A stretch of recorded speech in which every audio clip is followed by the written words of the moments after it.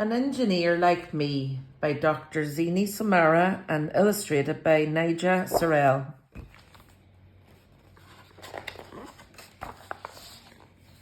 Zara is curious about everything. This morning she saw a plane fly past her bedroom window and she decided she absolutely had to make one of her own. There's a plane flying by. Her paper plane zips up, hovers in the air for a second, and then crashes onto the floor. Zara's gran appears at the doorway. "Can I try?" she asks. Her fingers fold the paper like magic. And it flies all the way across Zara's bedroom. "How did you do that?" Zara asks. "I'll show you later," says Gran. "Right now, we've got things to do." "Why do we take the lift?" asks Zara as they get in. "Because it's tiring going up and down stairs." "Going up and down stairs," Gran says. "Lifts get us where we want to go without using up too much of our energy." "But how does a lift work, Gran?"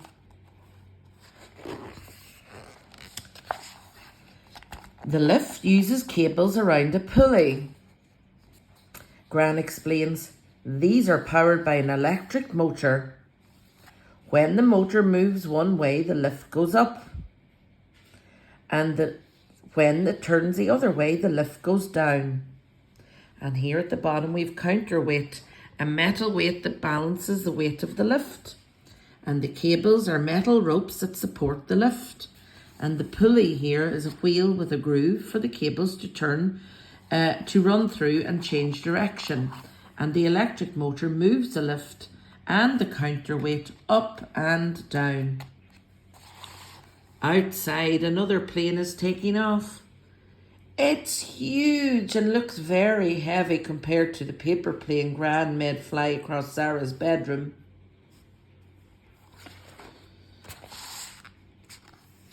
They pass a construction site, busy with vehicles and people.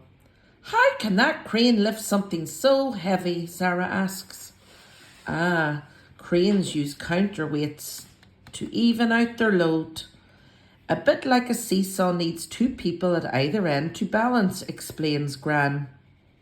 And here we have the counterweight, which is large concrete weights to balance the load of the crane, the load that the crane is lifting. We have the electric motor here at the top that lifts the load. This part here, the sticking out is the jib, boys and girls.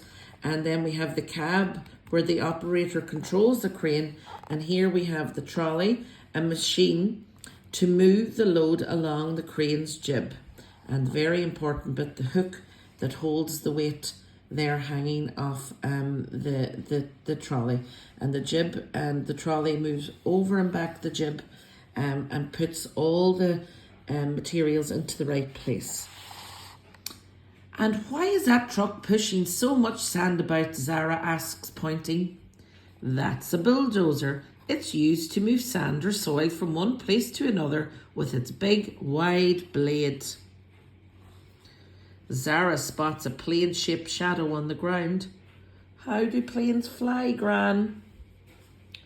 "Aha, you'll have to wait and see," Gran says mysteriously. Walking on, they pass a fun fair. A roller coaster zooms along and then it turns upside down. Gran, how do roller coaster cars stay on the track when they go upside down? It begins with a force called gravity.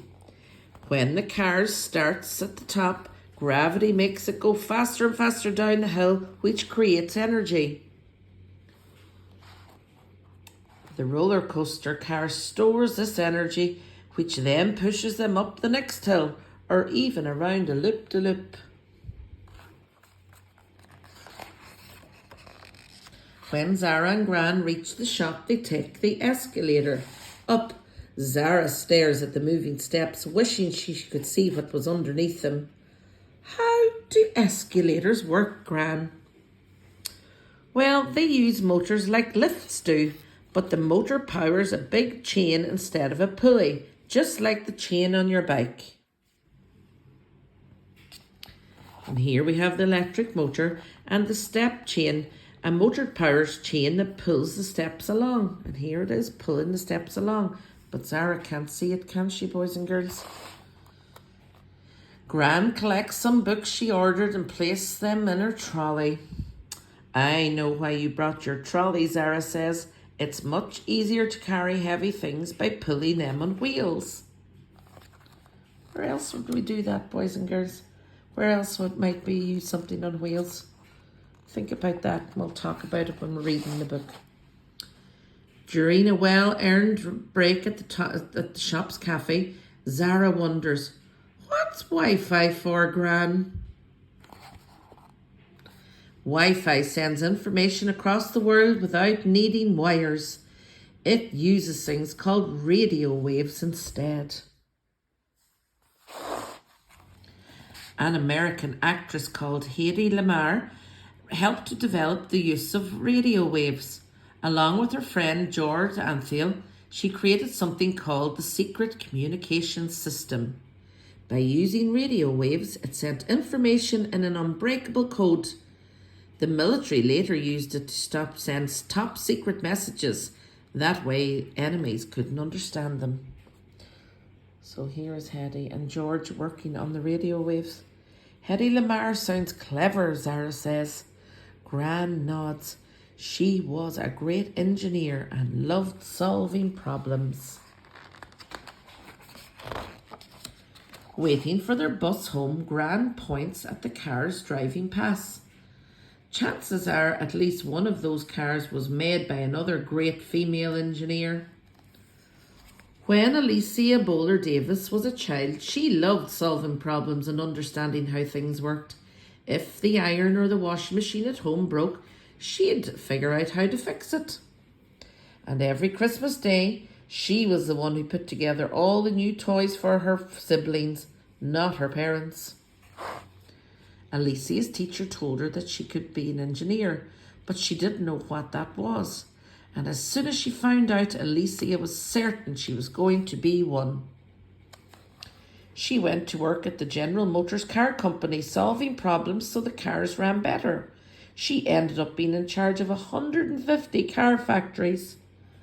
Wow, she sounds like me. I love making and building things too, said Zara. Talking of cars, says Gran, did you know that cars were invented over 500 years ago, but it was only 100 years ago that the first one was actually made? Huh? Says Zara. Well, it was really more like a go-kart. Most people know Leonardo da Vinci for his paintings, but he engineered some amazing inventions too. Leonardo saw that theatres found it hard to move heavy props around, so he solved the problem by inventing a cart that used springs to move without needing to be pushed. He dreamed of flying. He drew the first parachute, which was a wooden pyramid covered with a piece of cloth. Leonardo also designed the winged flying machine, which wasn't so different from the planes we fly in today, but he never actually built it.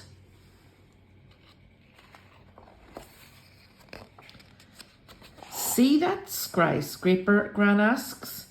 Zara looks up. And up and up. It is so tall she can't even see the top. Well, it was designed by a man, Fazlur Rahman Khan. He wanted to find a way to construct tall buildings, but first he had to solve the problem that if buildings were too tall, strong winds and earthquakes could damage or even destroy them. So in 1963, Fazlur invented a new system, which meant tall buildings were supported on their outer edges. His system has been used for most skyscrapers ever since. Still chatting away, Zara and Gran get on their bus. Zara watches a man huffing and puffing up a hill on his bike. Why is he going so slowly, Gran? She asks. Our bus is much quicker. That's gravity again, pulling on his bike down, plus air resistance pushing against him. Cycling uphill is much slower than going downwards, Gran says. But a bus has an engine to power its wheels, which gets it up the hill much quicker.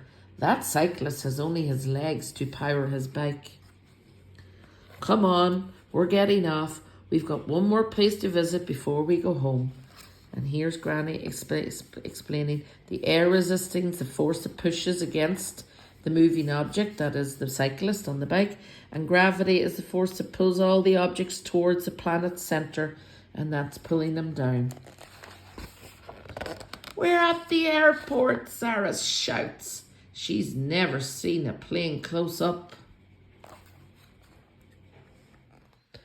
A technician jumps out of a truck and pulls a long tube from it.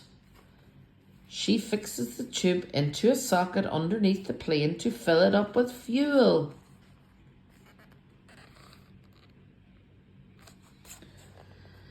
So planes need fuel, just like cars and buses, Zara says. But Gran, how do they fly? Planes do use engines like other vehicles, but the wings are very important too. They're aerodynamic, which means that air moves fast up over the top of them, creating a powerful force that pushes the plane upwards. Incredible, right? How do you know so much about planes, Gran? Zara asks. I design them. I'm an engineer, just like the people I told you about earlier. It's the best job. I get to make new things and solve problems. Being an engineer is all about sticking at it, trying and often failing until you succeed. How can I be an engineer like you? There are many different types of engineer, but they all observe everything around them with curiosity and wonder. So take time to stop, observe, and ask questions about everything around you. Why does rain run off some materials, but it gets absorbed into others? Why do hot meals eventually go cold? When you drop things, why do some break and others bounce? A better understanding of the world we live in will help you to improve, change, or even create solutions to problems yourself. That's what engineers do best.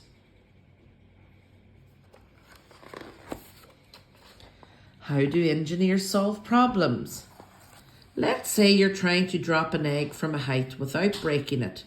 Engineers will build, test, and experiment with some ideas to solve the problem. Cardboard and paper and plastic often get thrown away at home, but engineers reuse these materials to invent and create models. Here's model 1 with this boy. What could you make from materials you have lying about at home? Problems and challenges appear in all different forms.